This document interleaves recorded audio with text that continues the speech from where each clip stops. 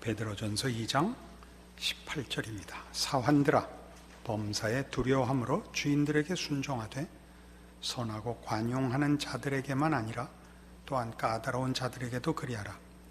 부당하게 고난을 받아도 하나님을 생각함으로 슬픔을 참으면 이는 아름다우나 죄가 있어 매를 맞고 참으면 무슨 칭찬이 있으리요. 그러나 선을 행함으로 고난을 받고 참으면 이는 하나님 앞에 아름다우니라. 이를 위하여 너희가 부르심을 받았으니 그리스도도 너희를 위하여 고난을 받으사 너희에게 본을 끼쳐 그 자취를 따라오게 하려 하셨느니라. 그는 죄를 범하지 아니하시고 그 입에 거짓도 없으시며 욕을 당하시되 맞대어 욕하지 아니하시고 고난을 당하시되 위협하지 아니하시고 오직 공의로 심판하시는 이에게 부탁하시며 친히 나무에 달려 그 몸으로 우리 죄를 담당하셨으니 이는 우리로 죄에 대하여 죽고 의에 대하여 살게 하려 하심이라. 그가 채찍에 맞음으로 너희는 나음을 얻었나니 너희가 전에는 양과 같이 길을 잃었더니 이제는 네 영혼의 목자와 감독 되신 이에게 돌아왔느니라.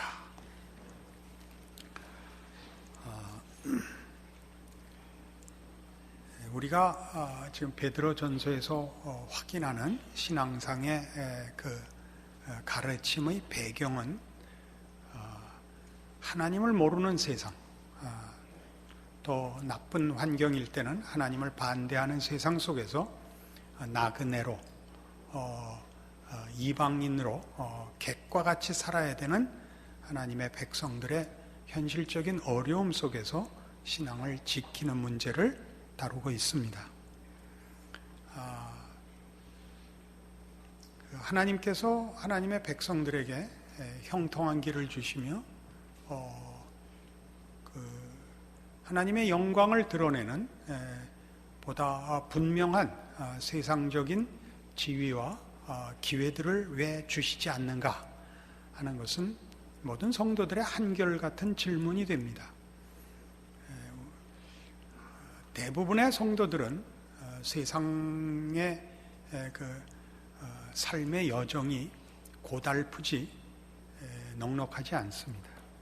우리가 끊임없이 구하는 것은 하나님 나에게 기회를 주시면 더 많은 조건들을 허락하시면 제가 더 많이 하나님께 충성하겠습니다 하는 소원인데 별로 하나님은 그 기도에 응답하시지 않습니다.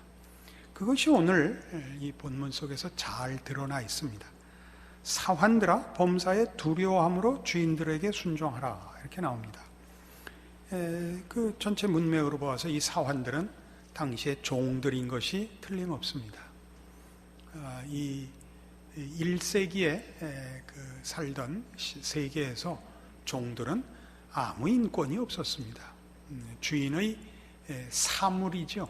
개인적인 재산이고 주인이 생사여탈권을 쥐고 있는 참으로 어려운 지위에 있는 자들인데 그들에게 주인에게 순종하라 라고 명하고 있습니다. 그러면서 19절에 보시듯이 부당하게 고난을 받아도 하나님을 생각함으로 슬픔을 참으면 아름다운 일이라 라고 얘기합니다. 말하자면 우리의 현실적인 고난은 하나님께서 우리에게 요구하시는 신자의 신앙 내용 속에 가장 중요한 어떤 본질들을 위해서입니다. 그런 것을 우리에게 만들기 위해서도 그렇고 그것을 실천하는 문제에 있어서도 신자들의 현실 생활은 고난 속에 있는 것이 맞다. 이렇게 성경이 가르치는 셈입니다. 왜냐하면 우리가 고난을 받음으로 무엇을 깨우치게 되느냐 할 때 21절에 보듯이 이를 위하여 너희가 부르심을 받았으니 그리스도도 너희를 위하여 고난을 받으사 너희에게 본을 끼쳐 그 자취를 따라오게 하려 하심이라 라고 얘기합니다.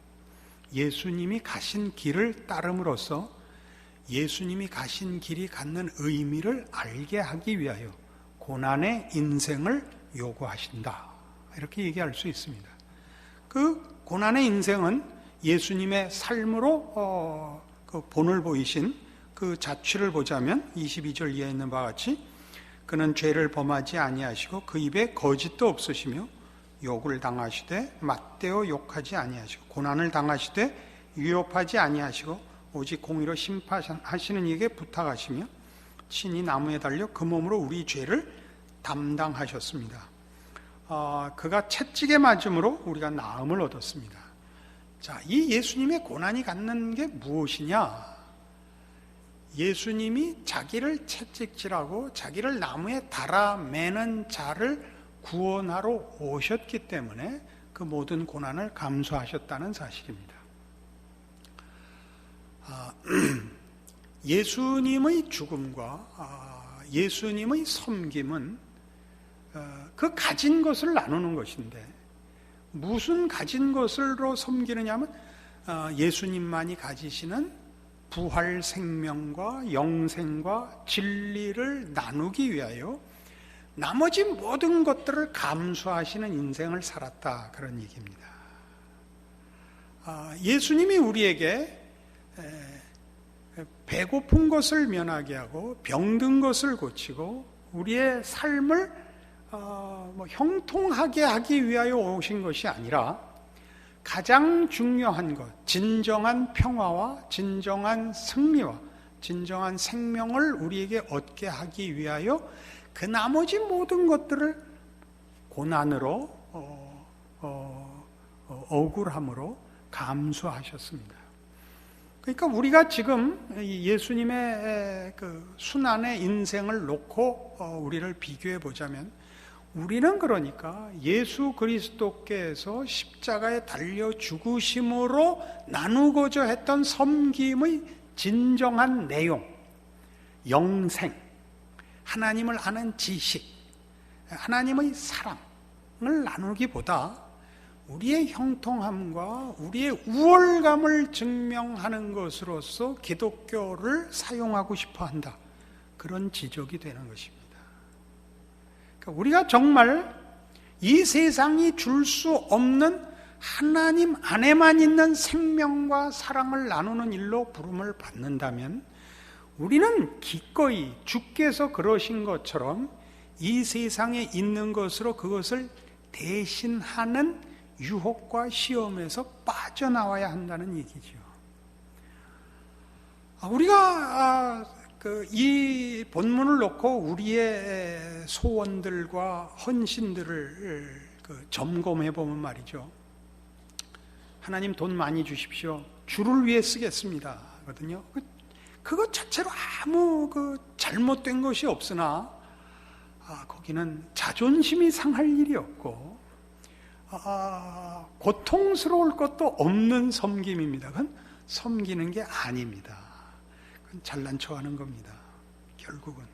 그러니까 우리가 십자가를 지신 예수 그리스도의 본을 따라 기꺼이 그 수욕의 십자가를 지는 인생을 걷지 않으면 우리는 세상에 대하여, 우리 이웃에 대하여 참다운 섬김을 행할 수 없으며 그 섬김의 진정한 내용을 담을 수가 없는 것입니다.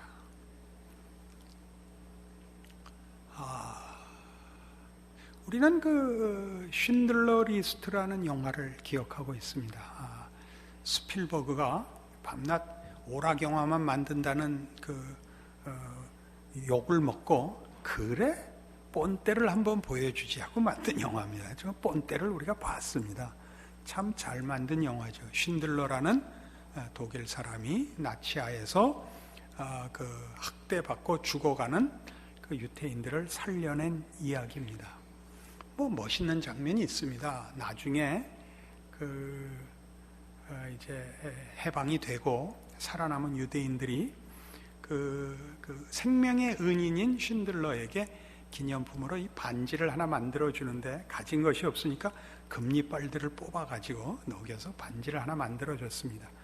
쉰들러가 울면서 왜 우는가? 그러니까 내가 그때 샴페인 한 병만 덜 샀어도 10사람은 더 구할 수 있었는데, 좋은 차 안 타고 모직 코트 안 입었으면 100명은 더 살렸을 때, 거기가 나는 속이는 부분이라고 생각합니다. 그러니까 우리는 마음에 쉰들러보다 더 나가자, 그러니까 좋은 옷 입지 말자, 좋은 차 타지 말자. 그리고 그만큼 더 하자. 이게 진정한 섬김이 아니고, 성경이 우리에게 가르치는 바 진정한 섬김은 우리가 가장 억울하고 가장 가슴 아파하는 지위, 형편을 그걸 드리라는 겁니다. 종들아, 종노릇을 잘해라 이겁니다. 종노릇을 잘해라. 네가 억울한 처지에 있다, 말도 안 되는 처지에 있다, 거기서 너를 억울하게 하고 너를 괴롭히는 자를 위하여 그리스도의 마음을 가지고 순종해라. 두려움으로 그것도 순종해라. 이렇게 나오는 겁니다. 여러분, 예수 믿고 제일 많이 하는 기도가 뭐냐 하면, 여러분, 열등감을 뒤집어 엎고 자존심을 채우는 기도가 제일 많지요. 그죠? 자식 좋은 학교 보내달라는 기도가 신앙하고 사실 무슨 상관이 있습니까? 좋은 학교 나오면 좋습니다. 그러나 사실 나쁜 학교라는 건 없습니다. 좋은 학교의 반대말은 나쁜 학교 아니에요. 좋은 학교의 반대말은 없는 학교죠. 그런 학교는 없죠. 우리의 신앙이 좋은 신앙과 나쁜 신앙이라는 건 나쁜 신앙 없습니다. 그냥 좋은 신앙 외에는 다른 신앙은 없습니다. 좋은 신앙은 뭐냐? 그리스도께서 우리를 섬기신 방법, 그 내용으로 섬겨야 합니다. 종들이 두려움으로 주의 뜻에 순종해야 했듯이 상전을 두려워하는 게 아닙니다. 주의 가르침을 두려움으로 지켜야 합니다. 왜요? 왜 이것이 두려움으로 등장을 하느냐? 오늘 이 베드로전서 2장에 있는 얘기가 빌립보서 2장에서 이렇게 바울에 의하여 똑같이 묘사되고 있습니다. 빌립보서 2장에 가보시죠.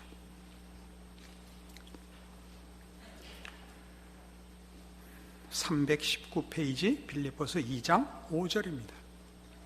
너희 안에 이 마음을 품으라. 곧 그리스도 예수의 마음이니 그는 근본 하나님의 본체시나 하나님과 동등됨을 취할 것으로 여기지 아니하시고 오히려 자기를 비워 종의 형체를 가지사 사람들과 같이 되셨고 사람의 모양으로 나타나사 자기를 낮추시고 죽기까지 복종하셨으니 곧 십자가에 죽으심이라.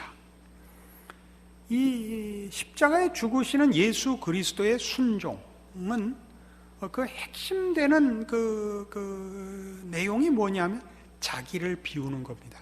자기 주장, 자기 소원이 없습니다. 그가 순종하기로 한 성부 하나님의 뜻과 그 하나님의 명령만이 있을 뿐입니다. 그래서 어디까지 순종하느냐? 죽기까지 순종하는데, 죽음을 각오하는 것이 아니라 죽음을 수용하시는데, 그것도 십자가에 죽는 겁니다. 가장 고통스럽고 가장 모멸스러운 죽음입니다. 그걸 뭐 할 때 하라고 그랬다고요? 2장 1절. 그러므로 그리스도 안에 무슨 권면이나 사랑의 무슨 위로나 성령의 무슨 교제나 긍휼이나 자비가 있을 때, 좋은 일 할 때 이거 생각하라고요. 좋은 일 할 때, 오를 때 이걸 생각하라고요. 뭘 생각하라고요? 예수 그리스도의 순종을 생각하라고요. 예수 그리스도로 우리를 찾아오시고 우리를 사랑하시고 구원하시는 하나님을 보라고요. 기적을 이루고 우리를 위하여 무엇을 주는 것으로가 아니라 우리의 부지와 패역과 그 완악함을 감수하고 찾아오시며 희생하는 예수 그리스도 안에 있는 하나님의 사랑을 보라고요. 얼마나 굉장한 것이기에 그 모든 것을 감수하고라도, 그 모든 것에도 불구하고 이것을 주기 위해서라면 그것도 감수할 수 있었느냐가 예수 그리스도의 섬김의 핵심이다 이거죠. 그게 뭐죠? 우리가 믿는 기독교의 복음입니다. 기독교의 복음, 하나님의 하나님 되심에 대한 그 이해와 믿음과 항복입니다. 그래서 이제 9절 이하에 이러므로 하나님이 그를 지극히 높여 모든 이름에 뛰어난 이름을 주사 하늘에 있는 자들과 땅에 있는 자들과 땅 아래에 있는 자들로 모든 무릎을 예수의 이름에 꿇게 하시고 모든 입으로 예수 그리스도를 주라 시인하여 하나님 아버지께 영광을 돌리게 하셨느니라. 이게 최고인 이유는 하나님이 우리를 찾아오시고 우리를 목적하시고 우리에게 향하신 모든 열심의 내용이 무엇이냐가 이 예수 그리스도의 고난과 죽으심, 십자가 때문에 다른 모든 것 다 아니고 세상이 대안을 찾을 수 있는 세상적인 권세, 세상적인 무슨 보물, 세상적인 것으로는 어떻게 대치할 수 없는 것임이 드러났다는 사실이죠. 그러니까 하나님이 우리를 구원하신다, 예수 그리스도 안에 있는 믿음이라 이런 얘기를 할 때는 그것은 다른 무엇으로도 비교할 수 없는 그 대안을 찾을 수 없는 것입니다. 하나님이 누구신가를 아는 것입니다. 하나님의 자녀가 되는 권세입니다. 그래서 12절, 그러므로 나의 사랑하는 자들아 너희가 나 있을 때뿐 아니라 더욱 지금 나 없을 때도 항상 복종하여 두렵고 떨림으로 너희 구원을 이루라. 왜 두렵고 떨림이 여기 등장하느냐? 이것보다 더 중요한 것은 없다. 이건 심각한 것이다. 너희의 운명과 생명이 달린 것이다. 이걸 값싼 것으로 바꿔치지 마라. 그런 얘기죠. 그러니까 우리 모두가 그렇습니다. 우리는 시중에서 이런 얘기 많이 듣습니다. 이걸 우리 한국 교회가 많이 쓰는 표현입니다만, 이 나라를 저에게 주십시오. 이런 말하자면 신앙적인 꿈과 열정과 헌신을 가지는 것 귀한 것인 줄 압니다. 그러나 그런 표현들이 이런 십자가를 지지 않고 복음을 전파할 수 있다고 믿고 있는 것은 아닌가 하는 걱정을 아니할 수가 없습니다. 여러분, 우리끼리 얘기입니다만은 우리 교인들도 해당되니까 하는 얘기예요. 신앙인이 되어서 신자들이 가지는 큰 자존심 중에 하나가 뭐냐? 내가 예수를 믿는다고 아무 생각도 없는 사람이라고 생각하지만 이게 얼굴에 써 있어요. 딱 보면 이 사람은 많이 배우고 만만치 않은 사람이구나. 이게 큰 자기 치장이라고요. 겁나요. 유명한 교회에는 이런 모습들이 많이 있습니다. 유명한 교회 중에 우리가 속하는지 아니 속하는지는 스스로를 점검하고 판단을 하십시오. 이렇게 딱 보면 이 사람이 예능인인가? 교인이 맞나? 내가 이 사람을 어디서 봤지? 텔레비에서 봤나? 교회에서 봤나? 헷갈리는 사람이 많다는 것은 그리 반가운 일은 아닙니다.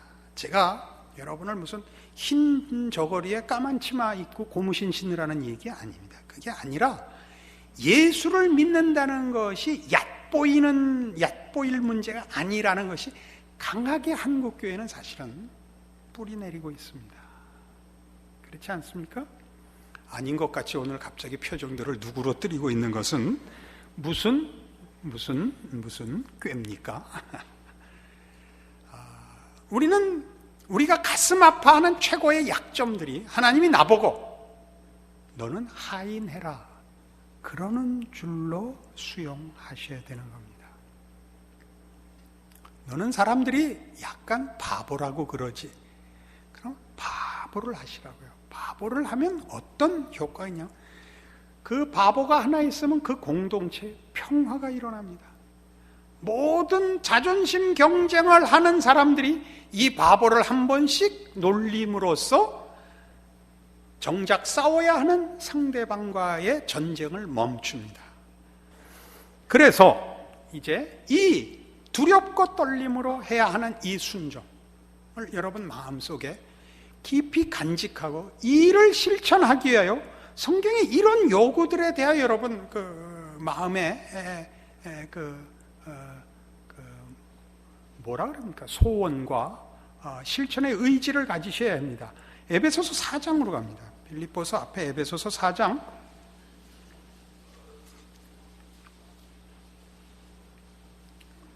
29절 무릇 더러운 말은 너희 입 밖에도 내지 말고 오직 덕을 세우는데 소용되는 대로 선한 말을 하여 듣는 자들에게 은혜를 끼치게 하라. 하나님의 성령을 근심하게 하지 말라. 그 안에서 너희가 구원의 날까지 인치심을 받았느니라. 너희는 모든 악독과 노함과 분냄과 떠드는 것과 비방하는 것을 모든 악의와 함께 버리고 서로 친절하게 하고 불쌍히 여기며 서로 용서하기를 하나님이 그리스도 안에서 너희를 용서하심과 같이 하라. 우리가 오늘 그 본문에서 보는 지금 이 에베소 4장 29절 이하를 여기 놔두고 잠깐 본문으로 돌아가 봐요. 거기에 이 말씀이 있는 걸 기억하세요. 379페이지 베드로전서 2장 22절. 그는 죄를 범하지 아니하시고 그 입에 거짓도 없으시며 욕을 당하시되 맞대어 욕하지 아니하고 고난을 당하시되 위협하지 않습니다. 이거 중요합니다. 여러분, 말을 고치면 행동을 고칠 수 있습니다. 물론 생각을 고치면 모든 것이 되지만 마음과 생각을 고치는 것은 그렇게 쉽지 않습니다. 그런데 여러분 사시면서 경험했다시피 말을 잘못하면 그 본인의 감정이 그 말을 따라 쫓아가는 것을 얼마든지 경험하셨을 겁니다. 원래는 그렇게까지 의도하지 않았는데 거친 말이 나가면 그 말에 해당하는 행동을 아니할 수가 없게 되고, 말을 순하게 하면 격했던 감정이 누그러지곤 하는 것이 말의 이상한 위력입니다. 그래서 여러분, 표정을 좋게 짓는 것과 연습하셔야 돼요. 표정을 좋게 짓고 말을 좋게 하셔야 됩니다. 특별히 민감한 부분에서 더 그러셔야 됩니다. 민감한 부분에서 가장 중요한 것은 악한 말이나 회방하는 말은 평생 입에 담으시면 안 됩니다. 우리는 화목을 위하여 부름을 받은 자들입니다. 우리는 화목을 위하여 부름을 받아서 고린도 후서 5장 이하에 보면 이렇게까지 요구되고 있습니다.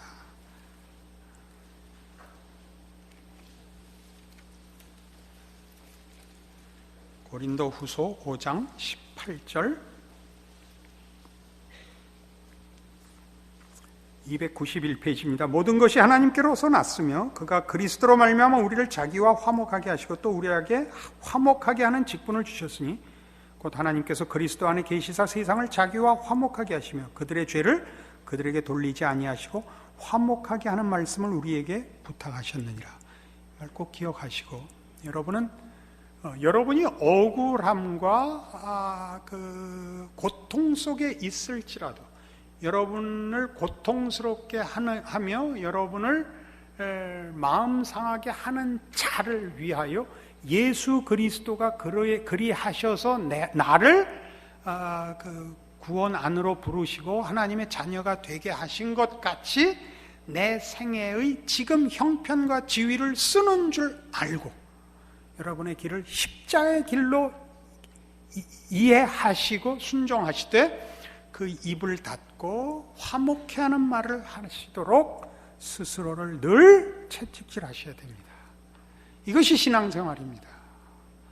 여러분이 얼마나 큰 비전을 가지느냐에 여러분의 신앙의 정도가 달려있지 않고 여러분의 하루의 삶과 여러분이 처한 처지에서 어떻게 십자가의 길을 감내하느냐에 여러분의 신앙의 전 책임이 걸려 있습니다. 예수 믿는다는 것, 우리의 자존심을 회복하는 것으로는 전혀 쓰임받지 않습니다. 우리가 믿지 않는 자들에게 많이 하는 공갈, 너 지옥 가면 보자라든가 표현을 하든 안 하든 같은 신앙인끼리 싸우면 하나님은 아실 거야, 이런 말은 참 나쁜 말입니다. 하나님은 아실 거야를 먼저 쓰면 그 당한 사람은 그 다음에 대책이 없습니다. 그다음 쓸 말이 없잖아요. 하나님을 먼저 끌어가는 자가 이기니까 그거를 상대방과 나를 차별화하는 데 신앙과 그 용어들을 동원하면 안 됩니다. 절대 안 됩니다. 여러분은 예수 그리스도께서 희생양이셨듯이 그 십자가의 길로 부름을 받고 있고 그 속에서 예수님께서 아버지의 뜻을 이루시는 것으로 기쁨을 삼은 것 같은 기쁨을 여러분이 찾아내지 못한다면 신앙생활은 괴롭게 됩니다. 그것은 여러분 자신에게만 불행이 아니라 여러분을 예수 믿는 사람으로 알고 있는 주변 모든 사람에게 불행이 되고 재앙이 됩니다. 여러분 다 경험하셨을 겁니다. 예수 믿는 사람이 예수 믿는 정도를 벗어났을 때 어떤 해악을 끼쳤는지 그 상처가 없는 신자는 없을 겁니다. 여러분들도 동일한 실패나 동일한 시험거리나 동일한 하나님의 이 부르심의 순종에서 벗어나 원치 않는 부작용을 일으킨 모든 데서 돌이키셔야 합니다. 그리고 그 일을 위하여 기도하시고 매일 하루하루의 삶을 가지고 하나님의 사람으로 싸우는 그런 진실한 하루를 누리셔야 합니다. 우리의 진정한 책임은 하루하루 나의 지위와 처지에서 벌어지는 영적인 전투입니다. 여기서 승리하시는 여러분들 되시기를 바랍니다. 기도하십시다. 하나님 아버지 은혜를 감사합니다. 주께서 우리를 위하여 십자가를 지셨으며 우리를 용서하셨으며 무지하고 무례하고 완악하고 패역한 우리를 위하여 십자가를 지셨습니다. 그 사랑을 기억하게 하옵소서.